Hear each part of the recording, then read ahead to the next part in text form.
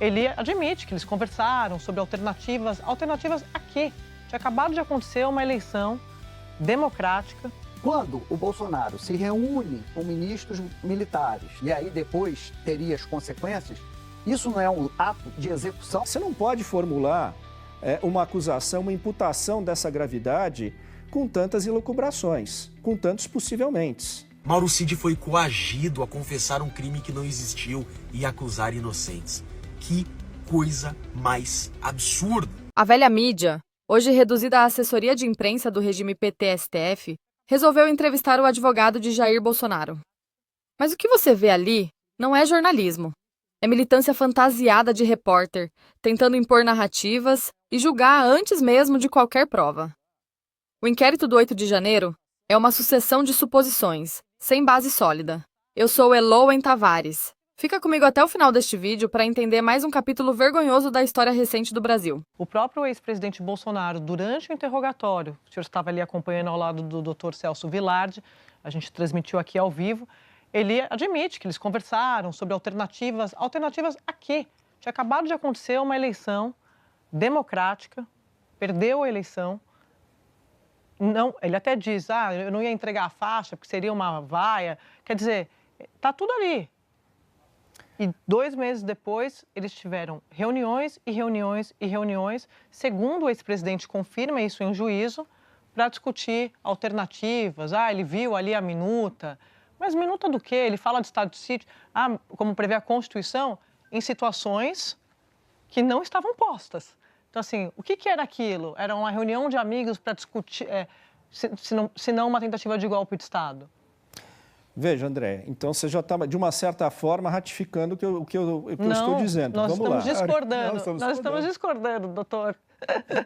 Vamos lá, vou explicar isso aqui. Primeiro eu vou falar um pouquinho sobre essa questão aqui das medidas que foram estudadas. Veja, você diante de uma situação jurídica, evidentemente você pode submetê-la ao crivo de diversas opiniões e obtemperar com algumas circunstâncias ou remédios que possam ou não caber. Se naquela hipótese discutiram-se medidas previstas dentro da lei e entenderam que não eram cabíveis para a situação presente, como de fato não eram e não foram viabilizadas e nem iniciadas, eu não vejo que esse problema nenhum com relação a isso, não vejo tentativa de golpe. Volto a dizer, tentativa de golpe de Estado é um crime que nós chamamos em direito penal de crime de conduta vinculada, que quer dizer o seguinte, ele só pode ter início a partir de um ato violento ou de uma grave ameaça. Conversas, mas o que ele queria? O que o cliente disse que queria com aquelas conversas?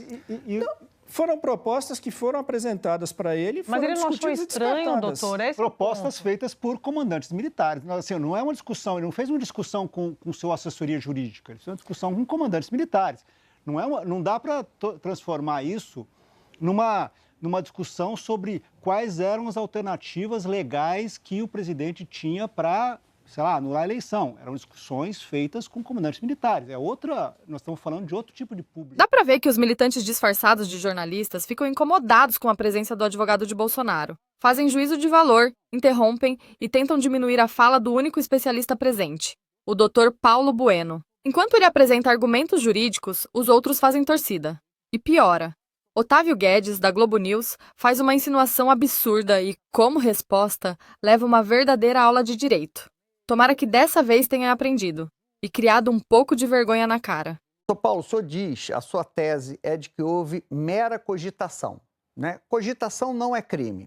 Eu reclamei, o Alexandre de Moraes não foi justo, eu não mostrei a foto do Lula com ditadores, perdi por isso. Cogitação.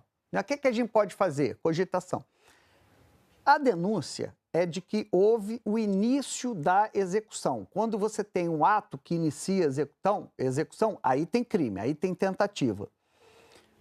Quando o Bolsonaro se reúne com ministros militares, é exibido na tela vários considerandos, entre eles, e que ninguém desmentiu, de que a Justiça Eleitoral violou o princípio da moralidade, e aí depois teria as consequências, isso não é um ato de execução, ou seja, uma reunião do presidente com comandantes militares para sondar sobre essas iniciativas já não sai do campo da cogitação e entra no plano concreto da tentativa de golpe de Estado? Sua pergunta é muito pertinente, Otávio. Eu tenho insistido nisso. Eu vou partir, não vou entrar nem nos pormenores do que seria o que foi projetado na tela, as condições, etc., porque para responder satisfatoriamente as perguntas eu não preciso nem descer nesse detalhe. Como eu disse para vocês, os crimes contra o Estado Democrático de Direito, tentativa de golpe, etc., todos eles são chamados crimes de forma vinculada, ou seja, eles só podem ser cometidos mediante violência ou grave ameaça. E essa dicção existe em todos esses crimes. Se você não tem um início de um ato violento, não começa um ato violento, você não tem início de execução. Você ficará um ou dois passos atrás, ou no ato preparatório ou na cogitação, que são impuníveis. E é importante, até aproveitando o gancho dessa sua pergunta, Guedes, é importante a gente perceber o seguinte, é fundamental a existência da exigência de que o ato seja violento ou decorrente de grave ameaça. Se você subtrair da redação desses artigos esta exigência, você vai ter simplesmente um artigo que vai dizer assim, tentar derrubar o Estado Democrático de Direito, atentar contra as instituições. Aí você vai ter um tipo penal perigosíssimo, historicamente e politicamente muito perigoso. Por quê?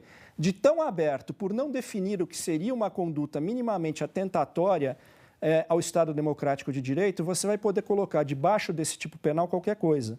Você vai poder, por exemplo, dizer que quem estava na rua protestando pelo impeachment da presidente Dilma ou do presidente Collor estaria atentando contra o Estado Democrático de Direito, ainda que fazendo isso pacificamente. Então, é fundamental respeitar essa exigência. Senão, a norma penal vai acabar virando uma arma política. Ok, então onde está a violência e a grave ameaça? Segundo a Procuradoria-Geral da República, está no dia 8 de janeiro. E ela atribui a Bolsonaro as consequências, essa consequência da violência e da grave ameaça, o 8 de janeiro. Ela diz que Bolsonaro começa numa live a construir uma narrativa falsa de que as urnas eletrônicas não são confiáveis e, a partir daí, uma série de eventos, passa pela reunião de comandante, passa pela recusa de passar a faixa, de dizer esperem 48 horas, é o povo que decide o destino das Forças Armadas e atribui a Bolsonaro as consequências da grave ameaça e da violência. Não está no 8 de janeiro? É isso que se tentou fazer ao longo do inquérito, né? Esse inquérito, o relatório final do inquérito, onde indiciou o presidente Bolsonaro e todos os demais hoje réus, ele tentou, ao longo de 2 anos de investigação, conectar o presidente Bolsonaro ao 8 de janeiro. E não conseguiu, não o fez. Você não encontra um único elemento ligando o presidente Bolsonaro aos atos do 8 de janeiro. Você não tem ele falando com manifestantes, você não tem a ida dele em acampamentos, nada, nenhuma conexão. Tanto que o relatório da polícia não fez essa conexão porque não conseguiu. Quando o inquérito encerrado vai para a Procuradoria-Geral da República, muito provavelmente a equipe verificou e falou, olha, se a gente não conectar Bolsonaro ao 8 de janeiro, não tem como formular essa denúncia, justamente por conta da dicção legal que exige a violência ou a grave ameaça como início de execução. Olha, o relatório da Polícia Federal, na verdade, e também a sua subsequente denúncia pela PGR, me parece uma grande narrativa que não consegue conectar pontos. Tenta, sustenta, mas não consegue. Eu até já falei isso algumas vezes aqui, né? A Polícia Federal, ao longo do seu relatório, usa o advérbio, e advérbio de dúvida, possivelmente por 96 vezes. Quer dizer, você não pode formular uma acusação, uma imputação dessa gravidade com tantas elucubrações, com tantos possivelmente. A Globo e seus militantes vão continuar tentando desmoralizar qualquer narrativa que não seja a deles. Isso não é jornalismo. Eles sabem que se Bolsonaro for candidato, a chance de vitória é enorme. E sabem também que, se o chicote mudar de mão, esse sistema podre cai. STF, PT, velha imprensa, todos contra o povo brasileiro. O advogado Jeffrey Schickini desmonta a farsa do golpe com base nas próprias declarações de Mauro Cid, o pilar mais frágil desse inquérito. Confira! Gente, bomba, bomba, bomba. Quem lembra daquela pergunta que o advogado do Bolsonaro fez pro Mauro Cid? Se ele estaria usando rede social da esposa dele. E o Mauro Cid respondeu que não lembrava. O advogado insistiu. Qual o nome da sua esposa? é Gabriela? O Mauro Cid respondeu, sim, minha esposa se chama Gabriela. Tá aí, ó. Tá aí a mensagem. Olha ali, gente. O mesmo filme. Já vimos isso uma vez nos áudios vazados pela Veja. A pergunta que o Cid respondeu. E aquele papo que o Alexandre de Moraes manda tudo meio que pronto? Aí o Mauro Cid respondeu. Ele já tem o objetivo dele. Ele já deve ter pronto a ordem de prisão do presidente. Não precisa de provas. Só de narrativa, disse o Mauro Cid. E quando falam de provas, metem os pés pelas mãos. Como foi com o Felipe Martins, que não viajou para os Estados Unidos. Vejam isso, gente. Mensagens do Mauro Cid com alguém, não sabemos quem, ainda, dizendo que já está tudo pronto, inclusive o mandado de prisão do presidente. Vejam a grande armação. Que farsa! Que farsa ridícula, criminosa que é esse processo. Esse processo é um golpe. Esse processo sim é um golpe contra o Brasil, contra os brasileiros, contra a direita. Que absurdo. Mauro Cid foi coagido a confessar um crime que não existiu e acusar inocentes. Que coisa mais absurda. E é isso, minha gente. Esse julgamento é uma farsa desde o início. Começou errado, está sendo conduzido com ilegalidades e termina com mais um atentado à verdade. Tudo encoberto por uma imprensa que lucra com o silêncio. Se você chegou até aqui, comenta. Eu não votei em ladrão. Meu nome é Eloen Tavares. Verifique a sua inscrição. Curta e compartilhe este vídeo para que possamos alcançar mais pessoas. Fiquem com Deus e te espero no próximo vídeo.